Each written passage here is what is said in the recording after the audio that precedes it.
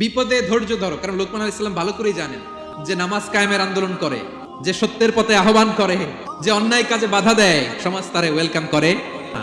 তার জীবনে দুঃখ আছে, তার জীবনে দুঃখ আছে, তার উপরে হামলা হতে পারে, মামলা হতে পারে, তাকে দেশ ছাড়া করা লাগতে পারে। ওয়াসবির আলামা আসাবাক, বাবা খুব ভালো করেই জানে বিপদ নেমে আসতে পারে। যে নামাজ কায়েমের আন্দোলন করে, যে সৎ কাজের আদেশ করে, অসৎ কাজে বাধা দেয়, তাকে থামানোর জন্য, তার অগ্রযাত্রাকে রুখে দেওয়ার জন্য, তার রাস্তাকে ব্লক করার জন্য যুগে যুগে সমাজে সমাজে আছে না নাই? আছে। ঘাবড়ে গেলে চলবে না।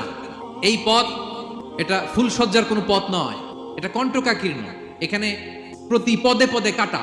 এটা জেনেই আমরা এই পথে এসেছি, ঠিক কিনা? এজন্য আমাদেরকে রুখে দেয়া যাবে না।